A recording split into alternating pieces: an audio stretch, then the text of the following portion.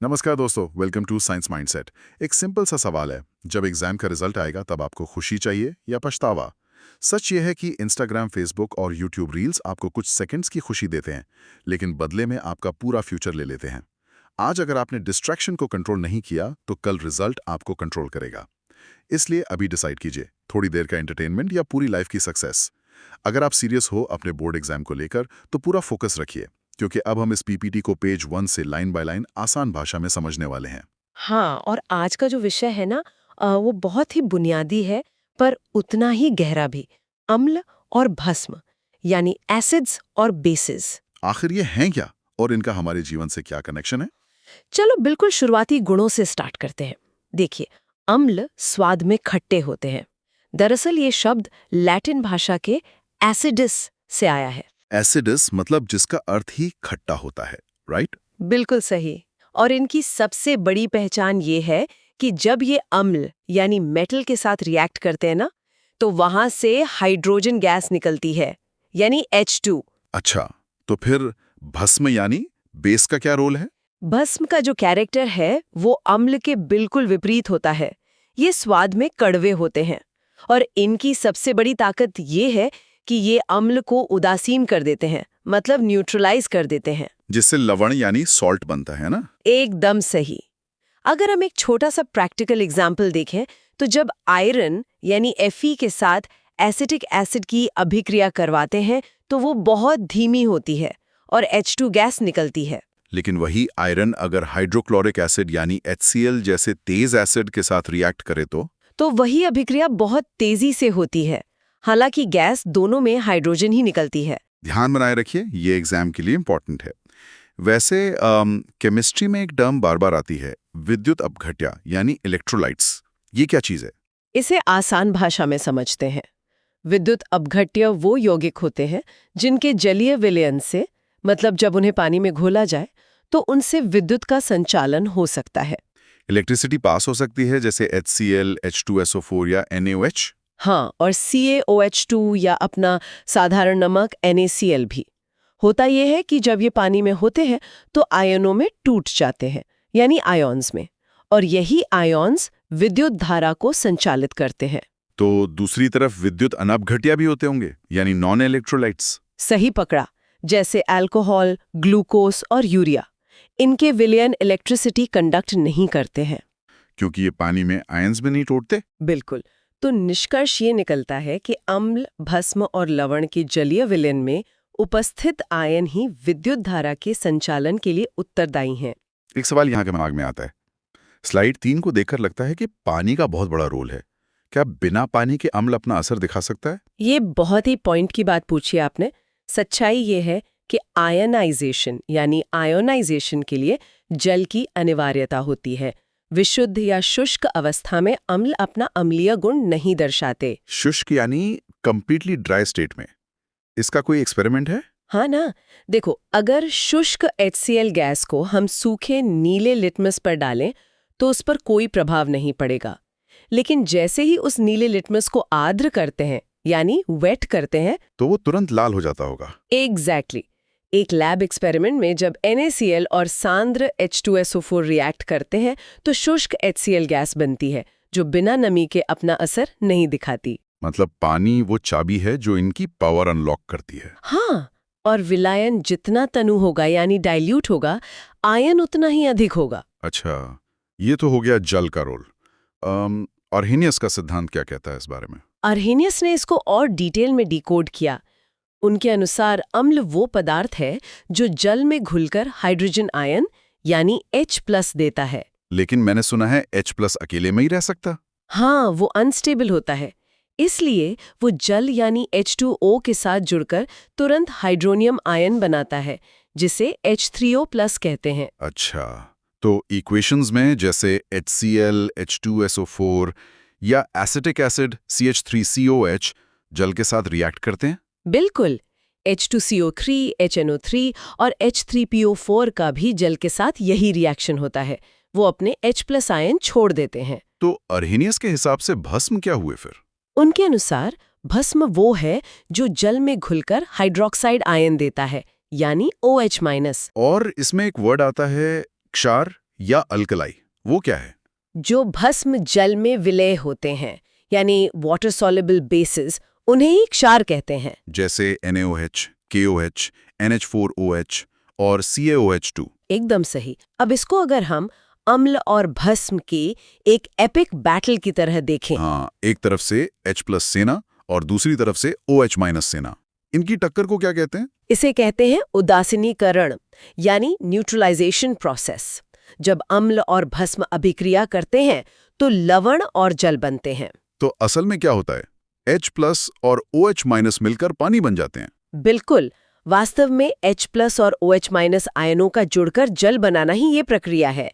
जैसे NaOH और HCl के रिएक्शन में NaCl और H2O बनता है, और Na+ और Cl- आयन विलयन में ही रहते हैं। वाओ, ये केमिस्ट्री कितनी फैसिनेटिंग है। और हम इन अम्लों को रोज खा भी रहे हैं, जैसे संतरे और नींबू में सिट्रिक एसिड, सेब में मैलिक एसिड, इमली में टाटारिक एसिड, और सिरके में, वो तो अचार में भी डालता है। सिरके में एसिटिक एसिड होता है लगभग 6 से 8%, जो परिरक्षक यानी प्रिजर्वेटिव के रूप में काम आता है। दही में लैक्टिक एसिड और टमाटर में ऑक्सैलिक एसिड होता है। हमारे पाचन के लिए अमाशय रस में HCl होता है। चाय में टैनिक एसिड, विटामिन सी में एस्कॉर्बिक एसिड और यहाँ तक कि लाल चींटी में फॉर्मिक एसिड। हाँ, लेकिन सभी अम्ल ऐसे नहीं होते। कुछ बहुत विषैले और संक्षारक यानी क्रोसिव होते हैं।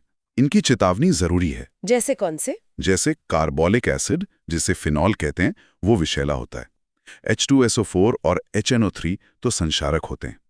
ये बैटरी और विस्फोटक में प्रयुक्त होते हैं। और NaOH या KOH जैसे भस्म भी तो त्वचा को जला देते हैं, राइट? एकदम। पर इनका दैनिक उपयोग भी कम नहीं है।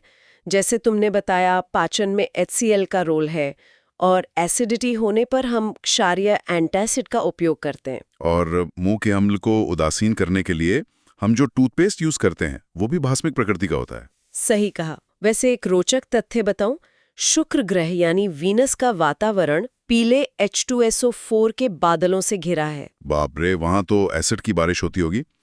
अब क्योंकि हर केमिकल को चख नहीं सकते, तो इनकी पहचान के लिए सूचक या इंडिकेटर्स होते हैं ना? बिल्कुल, ये वो रंजक या डाइज हैं जो अम्ल या भस्म में अपना रंग बदलते हैं और उदासीनीकरण का समापन दर्शाते हैं। सबसे प्रसिद्ध तो लिटमस है। कहाँ से मिलता है ये? ये थैलोफाइटा वर्ग के लाइकेन पौधों से निकलता है। उदासीन अवस्था में इसका रंग बैंगनी होता है। प्राकृतिक सूचक भी तो होते हैं, जैसे लाल गोभी, हल्दी और फूल जैसे पिटूनिया, हाइड्रेंजा और जिरेनियम। हाँ, और अम्लीय वर्षा होने पर पिटूनिया की पंखुड़ियां बैंगनी हो जाती हैं। ये एक नेचुरल वार्निंग साइन है। तो इस डायग्नोस्टिक डैशबोर्ड के रंग परिवर्तन को थोड़ा डिटेल में डिकोड करते हैं। लिटमस अम्लीय और क्षारीय अवस्था में कैसा दिखता है? लिटमस अम्ल में लाल और भस्म में नीला होता है। Methyl orange? अम्ल में लाल और क्षार में पीला हो जाता है। और फिनोल्फ्थलीन, ये तो बड़ा कॉमन लैब केमिकल है। ये अम्लीय माध्यम में रंगहीन रहता है, पर क्षारीय माध्यम आते ही गुलाबी हो जाता है। हल्दी का क्या सीन है? हल्दी अम्ल में पीली रहती है, लेकिन क्षार मिलने पर लाल भूरी हो जाती है। चुकंदर अम्ल में लाल, बैंगनी और क्षार में पीला, और लाल गोभी अम्ल में लाल बैंगनी और क्षार में हरी हो जाती है। इसका तो एक प्रैक्टिकल प्रयोग सबने घर पे किया होगा। जब कपड़े पर हल्दी का दाग लगता है और उस पे साबुन रगड़ते हैं, हाँ, साबुन एक क्षार है तो वो लाल भूरा हो जाता है। और उस पे वापस सिरका यानी अम्ल डाल दें, तो उदासीनीकरण की वजह से वो वापस पीला हो जाएगा। और गोभी का रंग साबुन से हरा और सिरका से वापस लाल बैंगनी हो जाता है। बिल्कुल। इसके अलावा गंधीय सूचक यानी ऑल्फैक्टरी इंडिकेटर्स भी होते हैं। इनकी गंध अम्लीय और क्षारीय माध्यम में बदल जाती है। जैसे प्याज, लौंग का तेल और वेनिला इत्र। सही पकड़ा। और इसका सबसे बड़ा फायदा ये है कि दृष्टिबाधित लोग जो देख नहीं सकते, वो इनका उपयोग करके एसिड बेस पहचान सकते हैं।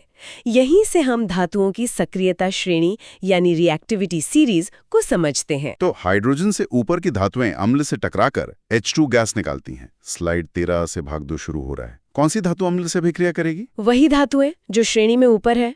जैसे जब Zn और H2SO4 रिएक्ट करते हैं तो ZnSO4 और H2 गैस बनती है। और Fe और 2HCl मिलकर FeCl2 और H2 गैस बनाते हैं ना? हाँ, समीकरण एकदम सही है। पर यार, हाइड्रोजन गैस बन तो गई, इसकी पहचान कैसे करें? ये तो दिखती नहीं है। इसके लिए पॉप टेस्ट करते हैं। गैस को साबुन के विलयन से गुजारते हैं जिससे बुलबुले बनते हैं। फिर एक जलती तीली पास लाने पर एक पॉप यानी हल्के विस्फोट की आवाज आती है। अच्छा, और जब ये धातुएं भस्म यानी बेसेस से टकराती हैं तब क्या होता है? कुछ सक्रिय धातुएं जैसे Zn और Al जब इन्हें प्रबल भस्म के साथ गर्म करते हैं तो H2 गैस तो बनती ही है, साथ में जटिल लवण यानी कॉम्प्लेक्स सॉल्ट्स बनते हैं। जटिल लवण मतलब? जैसे सोडियम जिंकेट जिसका फॉर्मूला Na2ZNO2 है, या सोडियम एल्यूमिनेट NaAlO2। अगर इन धातुओं की जगह कार्बोनेट रख दें, कार्बोनेट और अम्ल के मिलने पर क्या होता है? तब एक तीव्र फड़फड़ाहट होती है और कार्बन डाइऑक्साइड यानी CO2 गैस का निर्माण होता है।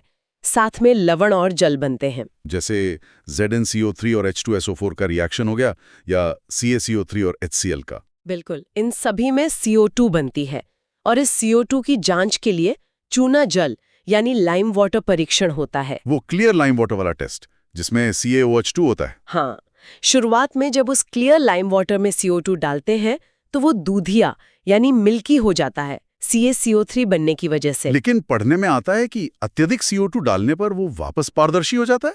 ऐसा क्यों? क्योंकि तब जल में घुलनशील कैल्शियम बाइकार्बोनेट यानी CaHCO3 बन जाता है, जिससे दूधियापन गायब हो जाता है। वाह! वापस उस उदासीनीकरण को हाईलाइट करते हैं। जैसे NaOH भस्म में फिनोल्फ्थलीन गुलाबी था और HCl डालने पर वो उदासीन और रंगीन हो गया, सॉल्ट और वाटर बन गया। पर ऑक्साइड्स का स्वभाव कैसा होता है? ऑक्साइड्स को लेकर क्लियर डिस्टिंक्शन है। धातु के ऑक्साइड्स यानी मेटल ऑक्साइड्स भाष्मिक होते हैं, उनका नेचर बेसिक होता है। कोई उदाहरण है इसका? जैसे कॉपर 2 ऑक्साइड CuO, इसे डाइल्यूट H2SO4 के साथ मिलाने पर नीले रंग का CuSO4 और H2O बनता है। और अधातु के ऑक्साइड्स यानी नॉन मेटल ऑक्साइड्स, वो अम्लीय यानी एसिडिक होते हैं। जैसे CO2 और CaOH2 रिएक्ट करके CaCO3 और H2O बनाते हैं। यहाँ एक सेफ्टी चेक लेना बनता है। अम्ल और जल को मिलाने का आखिर सही तरीका क्या है? क्योंकि दोनों टकराते हैं तो खतरा होता है। हाँ, ये एक भारी मात्रा में ऊष्माक्षेपी यानी एक्सोथर्मिक अभिक्रिया है। जब HCl और H2O मिलते हैं तो H3O+ Cl- के साथ बहुत ऊष्मा निकलती है। तो सुरक्षा चेतावनी क्या है इसके लिए? सुरक्षा चेतावनी ये है कि सांद्र अम्ल को हमेशा बहुत धीरे धीरे जल में डालना चाहिए। अम्ल में जल कभी न डालें, वरना क्या होगा? वरना अत्यधिक ऊष्मा के कारण विलयन छलक सकता है, स्प्लैश हो सकता है और नुकसान हो सकता है। यहाँ शक्ति और सांद्रता यानी स्ट्रेंथ और कॉन्सेंट्रेशन के बीच क्या अंतर है? या भस्म वो हैं जो पूर्णतः आयनित होते हैं, जैसे HCl या NaOH, और दुर्बल सिर्फ आंशिक रूप से आयनित होते हैं, जैसे CH3COOH या NH4OH। और सांद्रता? सांद्र यानी कॉन्सेंट्रेटेड अम्ल या भस्म में केमिकल अधिक और जल कम होता है, जबकि तनु या डाइल्यूट विलयन में जल अधिक होता है, जैसे 1% HCl। अब इनकी शक्ति को मापने के लिए हम pH स्केल का उपयोग करते हैं। स्लाइड 23 पर लिखा है। ये गणितीय मापक क्या है? ये अम्लता और क्षारीयता का मैथमेटिकल स्केल है, 0 से 14 तक, जिसमें 7 उदासीन यानी न्यूट्रल होता है। और इसका फॉर्मूला होता है pH = -log H+। सोरेनसन ने 1909 में बनाया था इसको। हाँ, और यहाँ P का अर्थ है पोटेंस यानी शक्ति। अगर H+ सांद्रता बढ़ती है तो विलयन अम्लीय होता है और pH 0 की तरफ जाता है। और अगर OH- बढ़ती है तो क्षारीय होता है और pH 14 की तरफ जाता है। एकदम पॉइंट पर हैं आप। तो हमारे शरीर के अंदर इस pH का क्या खेल चल रहा है? हमारे पाचन तंत्र में आमाशय लगभग 1.0 pH वाला HCl निकालता है भोजन पचाने के लिए। अपच होने पर हम एंटासिड लेते हैं, जैसे मिल्क ऑफ मैग्नीशिया, जो इसे उदासीन करता है। दांतों का क्षय भी तो मुंह का pH गिरने से होता है ना? बिल्कुल, मुंह का pH 5.5 से कम होने पर इनामल नष्ट होने लगता है, इसलिए टूथपेस्ट क्षारीय होता है ताकि वो रक्षा कर सके। और मांसपेशियों में दर्द? मांसपेशियों में थकान ऑक्सीजन की कमी से लैक्टिक एसिड बनने के कारण होती है, जिससे दर्द और कड़ापन आता है। प्रकृति में इसका प्रभाव देखें तो बर्तन की सफाई, जैसे तांबे पर जमे क्षारीय कार्बोनेट को हम नींबू के सिट्रिक अम्ल से साफ करते हैं। मिट्टी और जीव जंतु के लिए भी pH जरूरी है। पौधों को मिट्टी का सही pH चाहिए। अम्ल वर्षा जब नदियों का pH कम करती है तो जलीय जीवों को संकट होता है। प्राकृतिक उदासीनीकरण का कॉन्सेप्ट बड़ा इंटरेस्टिंग है। नेटल के फॉर्मिक अम्ल से हुई खुजली को डॉक पौधे की क्षारीय पत्तों से रगड़कर शांत किया जाता है। एक ही जगह दोनों पौधे मिल जाते हैं। यही तो प्रकृति की खूबसूरती है। अगर हम दैनिक जीवन का पीएच डैशबोर्ड देखें तो अमाशय रस 1.0, नींबू रस 2.5, सिरका 3.0, टमाटर का रस 4.1, अम्ल वर्षा 5.6, दूध 6.5, शुद्ध जल ठीक 7.0, खून और आंसू 7.4, पित्त यानी बाइल 8.0 और चूना जल 11.0। सही। तो अम्ल और भस्म की इस यात्रा का अंत होता है लवण यानी सॉल्ट पर। जब दोनों टकराते हैं तो अपना प्रभाव समाप्त कर देते हैं। जैसे HCl और NaOH मिलकर NaCl और H2O बनाते हैं। लेकिन लवण की दुनिया में साधारण नमक NaCl सिर्फ खाने के लिए नहीं है। इसका उपयोग खाद्य परिरक्षण, औद्योगिक उपयोग, चिकित्सा क्षेत्र और कृषि में भी होता है। उन्नत यौगिक जैसे CaCO3 भी तो लवणी है। इनका वर्गीकरण कैसे होता है? 3 तरह से। पहला, सामान्य लवण यानी नॉर्मल सॉल्ट्स, जैसे NaCl, KCl, Na2SO4, जिनमें विस्थापनशील H या OH नहीं होते। दूसरा, अम्लीय लवण। हाँ, एसिडिक सॉल्ट्स, जैसे H2SO4 और NaOH के रिएक्शन से बना NaHSO4। इसमें अम्ल के H का आंशिक विस्थापन होता है। और तीसरा, भस्मिक लवण यानी बेसिक सॉल्ट्स। हाँ, जैसे PbOH-NO3। इसमें भस्म के OH का आंशिक उदासीनीकरण होता है। क्या लवण का भी pH होता है? आमतौर पर तो लगता है नमक उदासीन होता है। ये सच नहीं है। अम्लीय लवण का pH 7 से कम होता है, जैसे NH4Cl FeCl3। उदासीन लवण का pH ठीक 7 होता है, जैसे KCl NaCl। और क्षारीय लवण का pH 7 से ज्यादा होता है, जैसे Na2CO3 या NaHCO3। साधारण नमक NaCl, जो सभी लवण का जनक है, इसके स्रोत क्या हैं?